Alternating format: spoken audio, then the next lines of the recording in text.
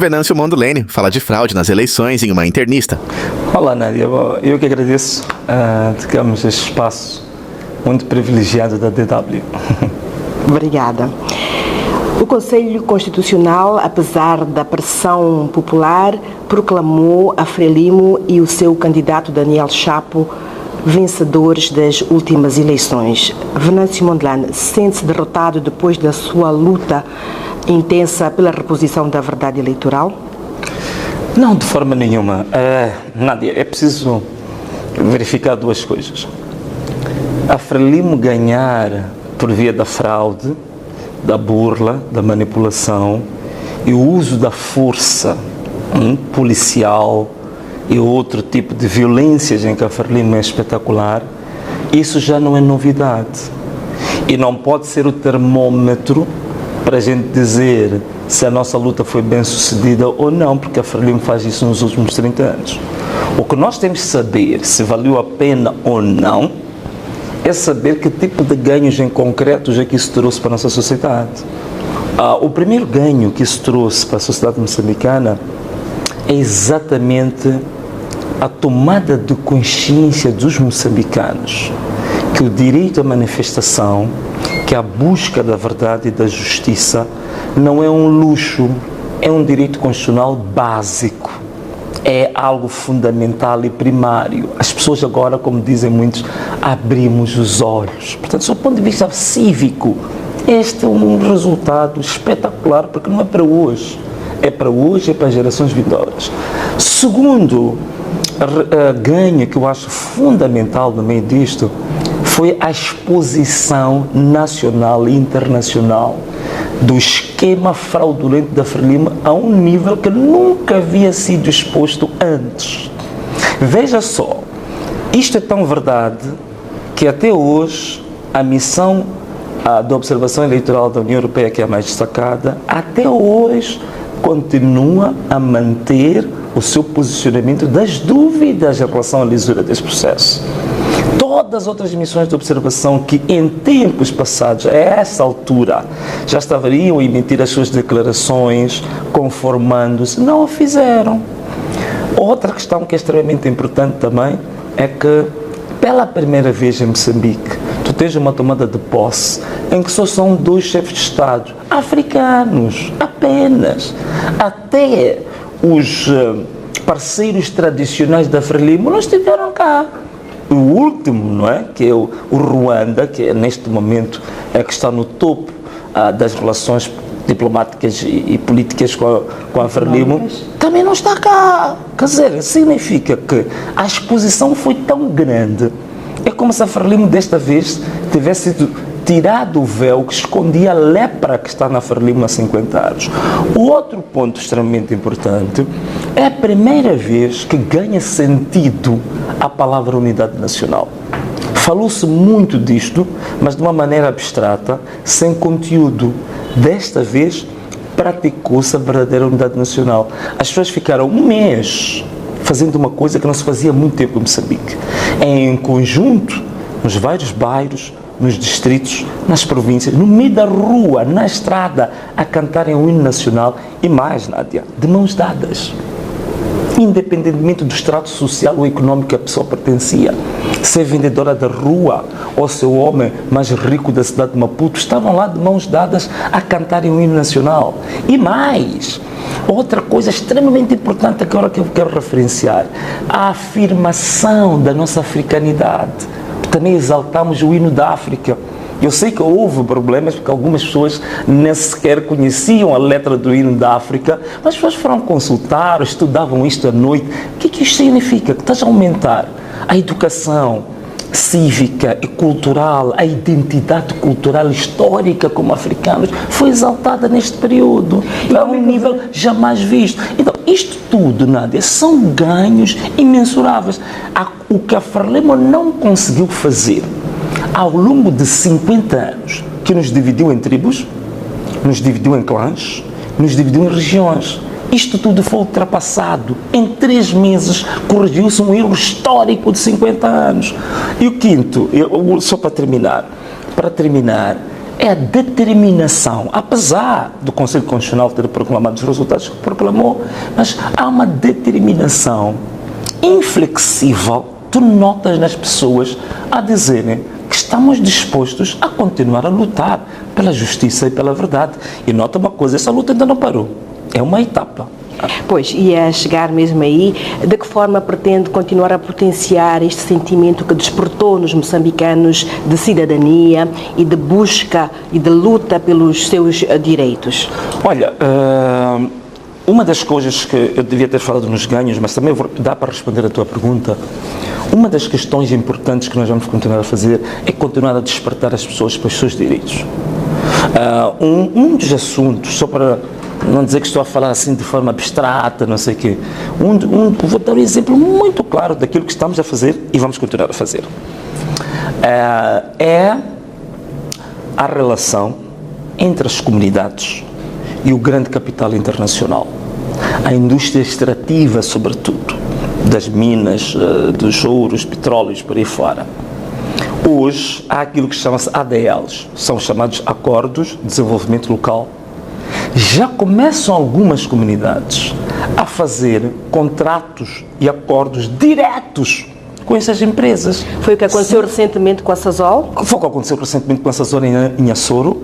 É o que está neste momento a ser programado em Tupuito, em Nampula, Moma. Isto sinaliza a irrelevância do governo ou a não atuação do governo, portanto, na defesa dos interesses dos cidadãos? Sim, quer dizer, isto é constitucional. Há quem está a dizer que não, isto é contra a lei. Não, não é contra a lei coisa nenhuma. A Constituição da República, ela prevê situações em que as autoridades de direito, ou as autoridades oficiais, quando elas não respondem às necessidades, às expectativas e o clamor do povo, a própria Constituição já tem normas previstas para ação direta ou então normas previstas para outro tipo de alternativas fora dos canais oficiais. Está na Constituição da República, vários artigos falam sobre isso. É o que a população está a fazer. Em Tupuito, a empresa Kenmer disse à comunidade que havia enviado várias tranches dos valores para construir a tal famosa ponte que eles queriam e a estrada, que o governo distrital nunca fez chegar à comunidade. E aí a própria empresa disse que não estamos disponíveis e abertos a negociar diretamente com as autoridades locais, não com as oficiais. Portanto, isto eu acho que reforça a cidadania, não é nenhuma ilegalidade, não é nenhuma rebelião, porque também não é feita de qualquer maneira. A comunidade desenha projetos. Em Açoro eu vi como é que isso é feito. É um processo muito bem criterioso, disciplinado. Portanto, a comunidade desenha os projetos, discute as prioridades. Queremos ponte, queremos água, queremos estrada. O que é que nós queremos? Discutem e depois assinam um acordo prévio com essa comunidade e fazem chegar à empresa. Depois formam-se equipas mistas da empresa e da comunidade para monitorar a implementação. Portanto, isto é espetacular. Isto nunca foi visto em nenhuma parte da história de Moçambique que está a acontecer agora. É uma das coisas, Nádia, que nós vamos continuar a fazer.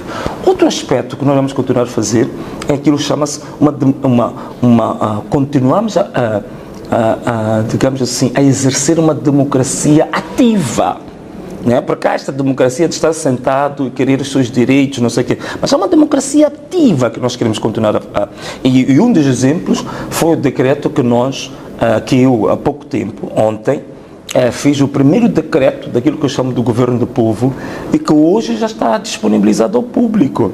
Portanto, é isto que vamos continuar a fazer. Vamos continuar a debater, vamos continuar a pôr a nu as políticas públicas desastrosas deste regime que não vão mudar. Agora está mais do que provado. Este senhor que eu chamo do presidente forçado pela UIR, ou o presidente Mata e Reza, ele há pouco tempo anunciou, hoje eu vi, a nomear juízes do Tribunal Administrativo. Onde é que vem reformas? Onde é que está a juventude deste homem, que dizem que tem menos de 50 anos, que apesar de parecer mais um tetravó, mas ele diz que é jovem, é jurista, é reformista, está aberto ao diálogo. Veja os primeiros atos dele presidenciais. São um desastre completo. Como é que foi nomear agora juízes conselheiros do Tribunal Administrativo? Está aqui um exemplo típico de que não vai mudar absolutamente nada. Não há de haver reformas nenhumas. É mais do mesmo. E nem o diálogo que se está a tentar promover poderá ser benéfico para ultrapassar todos esses impasses a que nós estamos a assistir. Nem sei se ele está disposto ao tal diálogo. Quer dizer, a gente olha para as palavras que ele utiliza quando fala do diálogo. São de uma hipocrisia jamais suprema, não é? De que estamos sempre abertos ao diálogo, vamos ouvir a todos, porque tu notas, quer dizer, palavras que saem de uma boca cujo coração não acredita nas próprias palavras que pronuncia. Portanto, é aquele exemplo. Portanto, tu notas no semblante, na imagem, na linguagem corporal, que é tudo fachada, é um eufemismo só para a imprensa dizer que registou que ele está disposto ao diálogo, mas na essência tu notas ali uma arrogância de todo o tamanho e tu notas de fato como está vedado para o diálogo. Isso não restam dúvidas. Está apenas tentando ganhando tempo, está tentando agora apenas ter domínio sobre as Forças Armadas e dos órgãos públicos. É a única coisa que ele está a tentar fazer. Já houve algum passo de aproximação entre o Venâncio e o Sr. Daniel Chapo? Em termos concretos, não. Até agora não houve. O que houve é que eu estou desde o dia 22 a fazer as minhas lives. E todas as minhas lives eu a falar que estou disponível ao diálogo. E não só. Eu levantava questões concretas que eu haveria de levar para a mesa do diálogo, para a mesa das negociações. E quais são as condições que impõem para um diálogo? Eu nunca escondi isso. São as mesmas desde o dia 24 e, na verdade, boa parte delas estão neste decreto que eu lancei há pouco tempo, que voltar a dizer-te agora, assim, muito rapidamente. A primeira, para mim, a mais importante é eliminar por completo a violência policial sobre o povo. Isto é preciso acabar. Nós estamos num genocídio silencioso. Se isto acontecesse na Europa, podes ter certeza, Nádia, que o Parlamento Europeu parava com todas as atividades para discutir o tipo de genocídio que está a acontecer em Moçambique. Estamos com 400 pessoas assassinadas pela polícia. Estamos com quase 5 mil pessoas detidas injustamente, sem processo, sem nada. Estamos com mais de 2.000 pessoas deficientes de forma temporária, outras de forma definitiva, por causa da violência policial desproporcional. Parava tudo na Europa para se discutir isto. Então, primeira medida, eliminar, encerrar, cancelar por completo a violência policial desproporcional sobre o povo. Segunda medida, a libertação incondicional de todos que foram detidos no âmbito das manifestações que iniciaram no dia 21 de outubro. A terceira medida importante, assistência médica medicamentosa para todos aqueles que foram, digamos assim, afetados física e psicologicamente pela violência policial que lhes foi imposta. A outra é a indemnização, num valor não inferior a 200 mil meticais por cada família que teve um parente assassinado pela polícia. Outro ponto são medidas de mais de âmbito econômico. Portanto, queríamos que houvesse uma linha de financiamento aprovada para a recuperação econômica relativamente às pequenas e médias empresas que foram afetadas durante as manifestações. A outra linha de financiamento que seria para startups, para as pequenos negócios de jovens e de mulheres para o futuro. Eu acho que estas são das mais importantes. Existem outros detalhes pequenos, mas isto é importante. A reativação do lanche escolar. Eu disse isto. Alguns acharam que é uma brincadeira, que não sei o que, mas é real isto. E em Moçambique já tivemos isto. Nos tempos que Moçambique era muito mais pobre em termos de recursos do que hoje, Moçambique já teve lanche escolar gratuito nas escolas. Portanto, temos que reativar isso. Não faz sentido. Nós estamos a falar de carregamentos de gás. Neste momento, eu perdi as contas, estive a fazer as contas do ano passado, quando estávamos na campanha, mas nós estávamos a falar de mais ou menos do encaixe de quase 8 bilhões de dólares nos cofres do Estado por causa do gás natural liquefeito de Cabo Delgado. Não faz sentido nenhum. Como é que o país encaixou 8 bilhões de dólares de exportação de gás natural liquefeito e você não tem a distribuição disto pela população, você tem crianças estão nas escolas subnutridas. Atenção uma coisa, quando a gente fala de lanche escolar é porque Moçambique é um dos países que tem a maior taxa de desnutrição crônica no mundo. Então tu não podes ter recursos e tu olvidares esta parte fundamental da nutrição, que é das mais graves do mundo que tu tens. Portanto, não é um capricho, não é nenhum populismo. Preciso reintroduzir o lanche escolar para as crianças na escola. Portanto, isto aqui são questões básicas. Aí vai valer a pena as pessoas dizerem assim, olha, estivemos na rua, fomos baleados, fomos maltratados, morreram os nossos irmãos. Mas com estas medidas, são medidas paliativas. E o povo vai entender que, olha, pela primeira vez se pensou em nós. Porque todos os acordos políticos depois das crises pós-eleitorais em Moçambique são sempre acordos de políticos para políticos. Ou distribuem os lugares no Parlamento, ou distribuem os lugares nos órgãos colegiais, como o Conselho de Estado, tantos outros por aí fora, arranjam lugares em empresas públicas, em empresas privadas participadas pelo Estado, distribuem-se os lugares e arranjam um acordo à volta disso, e depois o povo normalmente nunca beneficiou de nenhum acordo entre políticos nas crises pós-eleitorais desde 1994 até hoje. É daí que eu estou a introduzir essas medidas económicas e sociais, para ver que se pela primeira vez este povo também sinta que há um acordo feito por eles, mas que nós também podemos beneficiar. Portanto, não vê vontade de inclusão de sensibilidades políticas e sociais diferentes na presidência e nem no governo da Frelimo? Não vejo absolutamente nada disso. Vai ser mais de uma... arrogante, como se disse ao longo dos últimos anos. A Frelimo continua arrogante e não sei se ela vai deixar de ser. Não sei se ela vai deixar de ser. Não tirou nenhuma lição dos... Não tirou absolutamente nenhuma. Ficou mais radicalizada, ficou mais violenta e ficou louca. Quer dizer, é uma violência ao nível esquizofrénico.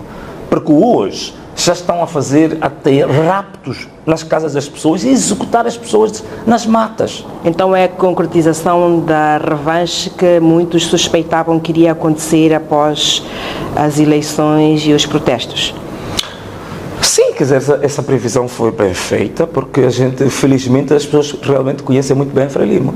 A Frelimo é uma organização, como bem dizia Elísio Macamo, que hoje está com outro tipo de ideias, dizia que a Frelimo tem todos os ingredientes de uma organização criminosa. Quer dizer, não restam dúvidas quanto a isso. Como é que agem as organizações criminosas quando são questionadas? Reagem com violência. E violência cada vez mais acrescida.